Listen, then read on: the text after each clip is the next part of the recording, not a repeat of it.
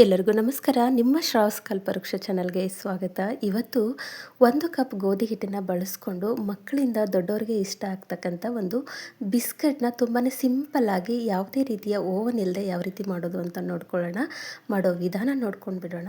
ಮೊದಲಿಗೆ ನಾನಿಲ್ಲಿ ಮಿಕ್ಸರ್ ಜಾರಿಗೆ 1 ಕಪ್ಪಿಂದ ಒಂದು ಅರ್ಧ ಕಪ್ ಆಗುವಷ್ಟು ಚಿರೋಟಿ ರವೆ ಸೇರಿಸ್ಕೊಂಡಿದ್ದೀನಿ. ಹಾಗೆ ಅರ್ಧ ಕಪ್ ಆಗುವಷ್ಟು ಸಕ್ಕರೆನ ಬಳಸ್ಕೊಂಡಿದ್ದೀನಿ.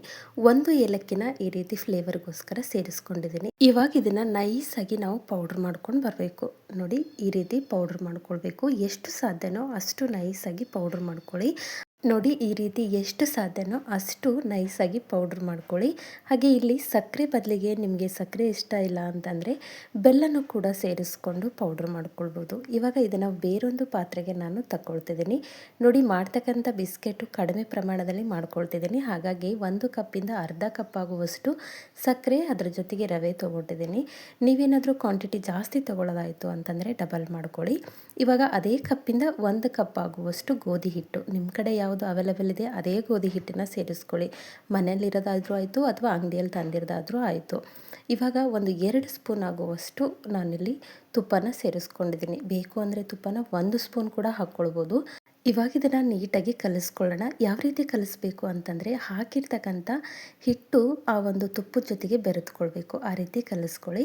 ಇವಾಗ ಹಿಟ್ಟನ್ನು ಕಲಿಸ್ಬೇಕಾದ್ರೆ ನೀರಿನ ಬದಲಿಗೆ ನಾನಿಲ್ಲಿ ಹಾಲನ್ನ ಬಳಸ್ಕೊಳ್ತಿದ್ದೀನಿ. ನೋಡಿ, ಬಿಸಿಯಾಗಿರ್ತಕ್ಕಂಥ ಹಾಲೇನಲ್ಲ, ನಾರ್ಮಲ್ ಹಾಲನ್ನೇ ನಾವು ಈ ರೀತಿ ಸ್ವಲ್ಪ ಸೇರಿಸ್ಕೊಳ್ತಾ ಹೋಗಬೇಕು. ಕ್ವಾಂಟಿಟಿ ಹೇಳೋಕ್ಕಾಗೋದಿಲ್ಲ. ಒಟ್ಟಲ್ಲಿ ಈ ಬಿಸ್ಕೆಟ್ ಹಿಟ್ಟು ಒಂದು ಚಪಾತಿ ಹಿಟ್ಟಿನ ಹದಕ್ಕೆ ಬರಬೇಕು. ಅಲ್ಲಿವರೆಗೂ ನೀವು ನೀರಿನ ಬದಲಿಗೆ ಈ ರೀತಿ ಹಾಲನ್ನ ಸೇರಿಸ್ತಾ ಕಲಿಸ್ತಾ ಬನ್ನಿ.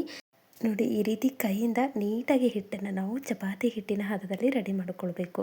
ಇವಾಗ ರೆಡಿಯಾಗಿದೆ. ಇದನ್ನು ಮುಚ್ಚಿ ನಾವು ಒಂದು 10 ನಿಮಿಷ ರೆಸ್ಟ್ ಮಾಡೋಕ್ಕೆ ಬಿಡೋಣ. ಇವಾಗ ನೋಡಿ, 10 ನಿಮಿಷ ಆಗಿದೆ. ಈ ರೀತಿ 10 ನಿಮಿಷ ನಾವು ರೆಸ್ಟ್ ಮಾಡೋಕ್ಕೆ ಬಿಟ್ಟಾಗ ರವೆ ಸಕ್ಕರೆ ಕರೆಕ್ಟಾಗಿ ಸೆಟ್ ಆಗುತ್ತೆ. ಹಾಗಾಗಿ 10 ನಿಮಿಷದ ನಂತರ ಇನ್ನೊಂದು ಸರಿ ಹಿಟ್ಟನ್ನು ನೀಟಾಗಿ ಕಲಿಸ್ಕೊಳ್ಳಿ. ನೋಡಿ, ಹಿಟ್ಟಿನ ಒಂದು ಕನ್ಸಿಸ್ಟೆನ್ಸಿ ನೀವು ನೋಡ್ತಿರ್ಬೋದು. ಚಪಾತಿ ಹಿಟ್ಟಿನಕ್ಕಿಂತ ಒಂದು ಸ್ವಲ್ಪ ಗಟ್ಟಿಯಾಗೇ ಇರಲಿ, ಯಾಕಂದರೆ ಬಿಸ್ಕೆಟ್ ಆಗಿರೋದ್ರಿಂದ ತೀರಾ ತಿಳುವಾಗಿ ಕಲಿಸ್ಕೊಳ್ಬಾರ್ದು. ಈ ರೀತಿ ಒಂದು ಸ್ವಲ್ಪ ಗಟ್ಟಿಯಾಗಿ ಹಿಟ್ಟಿರಬೇಕು. ನೋಡಿ, ಈ ರೀತಿಯಲ್ಲಿ ಹಿಟ್ಟನ್ನು ರೆಡಿ ಮಾಡ್ಕೊಳ್ಳಿ. ಇವಾಗ ನಿಮ್ಗೆ ಎಷ್ಟು ಸೈಜಲ್ಲಿ ಒಂದು ಬಿಸ್ಕೆಟ್ ಬೇಕೋ ಅಷ್ಟೇ ಹಿಟ್ಟನ್ನು ತೊಗೊಳ್ಳಿ. ಈ ರೀತಿ ತೊಗೊಂಡು ರೋಲ್ ಮಾಡ್ಕೊಳ್ಳಿ. ನಿಮಗೆ ಯಾವ ಶೇಪ್ ಬೇಕೋ ಆ ಶೇಪಲ್ಲಿ ಬಿಸ್ಕೆಟ್ನ ಮಾಡ್ಕೊಳ್ಬೋದು. ನೋಡಿ, ಈ ರೀತಿ ರೋಲ್ ಮಾಡ್ಕೊಂಡಾದಮೇಲೆ ಪಾಪಡ್ ಅಥವಾ ಸಣ್ಣಗೆ ಕರಿತಕ್ಕಂಥ ಜರಡಿನ ಬಳಸ್ಕೊಳ್ತಿದ್ದೀನಿ. ಈ ರೀತಿ ಇಲ್ಲ ಅಂತಂದರೆ ನೀವು ನೈಫ್ ಅಥವಾ ಚಾಕುನ ಸಹಾಯದಿಂದ ಕೂಡ ಈ ರೀತಿ ಮಾರ್ಕ್ ಮಾಡ್ಕೊಳ್ಬೋದು. ಈ ರೀತಿ ಮಾಡೋದ್ರಿಂದ ಅಂಗಡಿಯಲ್ಲಿ ತರ್ತಕ್ಕಂಥ ಬಿಸ್ಕೆಟ್ ರೀತಿಯಲ್ಲೇ ನಮಗೆ ಡಿಸೈನ್ ಸಿಗುತ್ತೆ. ಅದ್ರ ಜೊತೆಗೆ ಕರೆಕ್ಟಾಗಿ ಎಣ್ಣೆಗೆ ಹಾಕಿದಾಗ ಫ್ರೈ ಆಗುತ್ತೆ. ನೋಡಿ, ಈ ರೀತಿ ಜಸ್ಟ್ ಸಿಂಪಲ್ಲಾಗಿ ನಿಧಾನವಾಗಿ ಪ್ರೆಸ್ ಮಾಡಿದರೆ ಸಾಕು. ಈ ರೀತಿಯಲ್ಲಿ ಸ್ಟ್ರಕ್ಚರ್ ಬರುತ್ತೆ. ಈ ಗುಡ್ಡೆ ಬಿಸ್ಕೆಟ್ ಸ್ಟ್ರಕ್ಚರ್ ಇರುತ್ತಲ್ಲ ಆ ರೀತಿಯಲ್ಲಿ. ಇಲ್ಲ, ಈ ರೀತಿ ಇಷ್ಟ ಇಲ್ಲ ಅಂತಂದರೆ ಹೋಲ್ಗಳಾಗಿ ಕೂಡ ನೀವು ಮಾಡ್ಕೊಳ್ಬೋದು. ನಾನು ಇದೇ ಪ್ಯಾಟರ್ನಲ್ಲಿ ಎಲ್ಲ ಬಿಸ್ಕೆಟ್ನು ಮಾಡ್ಕೊಳ್ತಿದ್ದೀನಿ. ಸೈಜ್ ಕೂಡ ನೋಡ್ತಿರ್ಬೋದು. ನಾರ್ಮಲ್ಲಾಗಿ ಈ ಗುಡ್ಡೆ ಬಿಸ್ಕೆಟ್ ಸೈಜಲ್ಲೇ ನಾನು ಮಾಡ್ಕೊಳ್ತಿದ್ದೀನಿ. ಟೋಟಲಾಗಿ ನಿಮ್ಗೆ ಯಾವ ರೀತಿ ಬೇಕೋ ಆ ರೀತಿಯಲ್ಲಿ ಬಿಸ್ಕೆಟ್ನ ಮಾಡ್ಕೊಳ್ಬೋದು. ಹೀಗೆ ಮಾಡ್ಕೊಳ್ಬೇಕಂತೇನಿಲ್ಲ, ಆದರೆ ಹಿಟ್ಟನ್ನು ಸರಿಯಾದ ಪ್ರಮಾಣದಲ್ಲಿ ಅಳತೆಯಲ್ಲಿ ಕಲಿಸ್ಕೊಂಡು ರೆಡಿ ಮಾಡ್ಕೊಳ್ಬೇಕು. ಇವಾಗ ಪ್ರತಿಯೊಂದನ್ನು ಇದೇ ರೀತಿ ಪ್ರೆಸ್ ಮಾಡಿ ಇಟ್ಕೊಳ್ತಿದ್ದೀನಿ. ಬೇಕು ಅಂದರೆ ನೀವು ಡ್ರೈ ಫ್ರೂಟ್ಸ್ನ ಅಂದರೆ ಗೋಡಂಬಿ ಅಥವಾ ಬಾದಾಮಿನ ಸಣ್ಣದಾಗಿ ಕಟ್ ಮಾಡಿ ಹಿಟ್ಟನ್ನು ಕಲಿಸುವಾಗ ಸೇರಿಸ್ಕೊಳ್ಬೋದು.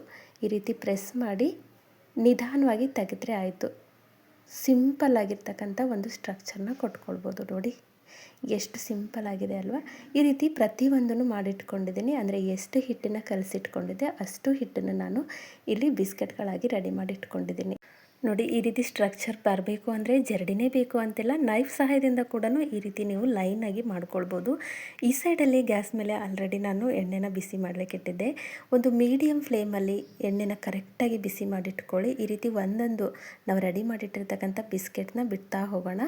ಈ ಸಮಯದಲ್ಲಿ ಗ್ಯಾಸು ಲೋ ಟು ಮೀಡಿಯಮ್ ಫ್ಲೇಮಲ್ಲಿ ಇರಲಿ, ಅಂದರೆ ಮಧ್ಯಮ ಉರಿಯಲ್ಲಿ ಇಟ್ಕೊಂಡು ಬಿಸ್ಕೆಟ್ನ ಬಿಟ್ಕೊಳ್ಬೇಕು. ಹೈ ಫ್ಲೇಮಲ್ಲಿ ಇಟ್ಕೊಂಡಿದ್ದಾಯಿತು ಅಂತಂದರೆ ಸ್ಪ್ರೆಡ್ ಆಗೋ ಚಾನ್ಸಸ್ ಇರುತ್ತೆ. ಹಾಗಾಗಿ ಲೋ ಟು ಮೀಡಿಯಮ್ ಫ್ಲೇಮಲ್ಲೇ ಇಟ್ಕೊಂಡು ಬಿಸ್ಕೆಟ್ನ ಬಿಟ್ಕೊಂಡು ನಂತರ ಒಂದು ಸ್ವಲ್ಪ ಫ್ರೈ ಆಗಿದೆ ಅಂತ ಅನ್ನಿಸಿದಾಗ ಈ ರೀತಿ ನಿಧಾನವಾಗಿ ತಿರುಚಿ ಹಾಕಿ. ನೋಡಿ, ಯಾವುದೇ ಬಿಸ್ಕೆಟನ್ನು ಆಗಿರಲಿ ನೀವು ಎಣ್ಣೆಯಲ್ಲಿ ಫ್ರೈ ಮಾಡ್ತಿದ್ದೀರಿ ಅಂತಂದಾಗ ಹಾಕಿದ ತಕ್ಷಣ ತಿರುಚಿ ಹಾಕ್ಕೊಳ್ಬಾರ್ದು, ಸ್ಪ್ರೆಡ್ ಆಗಿಬಿಡುತ್ತೆ. ಹಾಗಾಗಿ ನಿಧಾನವಾಗಿ ಮಧ್ಯಮ ಉರಿಯಲ್ಲಿ ಒಂದು ಸ್ವಲ್ಪ ಟೈಮ್ ಕೊಟ್ಕೊಂಡು ಬೇಯಿಸ್ಕೊಂಡಾಗ ನಮಗೆ ಒಂದು ಸ್ವಲ್ಪ ಫ್ರೈ ಆಗಿದೆ ಅಂತ ಅನ್ನಿಸಿದಾಗ ನೀವು ತಿರುಚಿ ಹಾಕ್ಕೊಳ್ಬೇಕು. ಎರಡು ಬದಿಯಲ್ಲೂ ಅಷ್ಟೇ ನಿಧಾನವಾಗಿ ತಿರುಚಿ ಹಾಕ್ತಾ ಬೇಯಿಸ್ಕೊಳ್ಳಿ.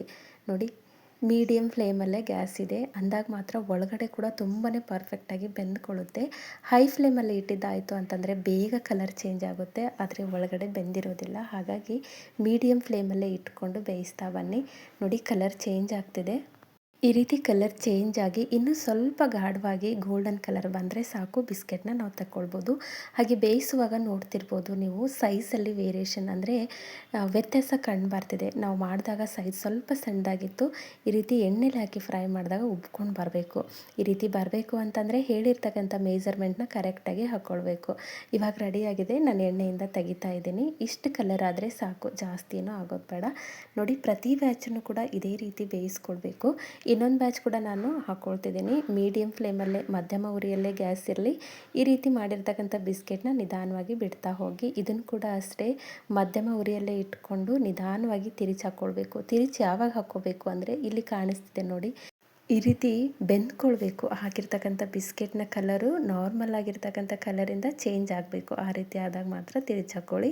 ಈ ಬ್ಯಾಚ್ ಕೂಡ ರೆಡಿಯಾಗಿದೆ. ನಾನು ಇದನ್ನು ಕೂಡ ನಿಮಗೆ ತೆಗೆದು ತೋರಿಸ್ತಿದ್ದೀನಿ. ಕಲರ್ ಇಷ್ಟು ಕಲರ್ ಬಂದರೆ ಸಾಕು, ಜಾಸ್ತಿ ಕೆಂಪು ಕೂಡ ಆಗಬಾರ್ದು, ತೀರಾ ಬಿಳಿಯಾಗಿ ಕೂಡ ಇರಬಾರ್ದು. ಇಷ್ಟಾದರೆ ಸಾಕಾಗಿರುತ್ತೆ. ತೆಕ್ಕೊಂಡು ಬಿಡೋಣ.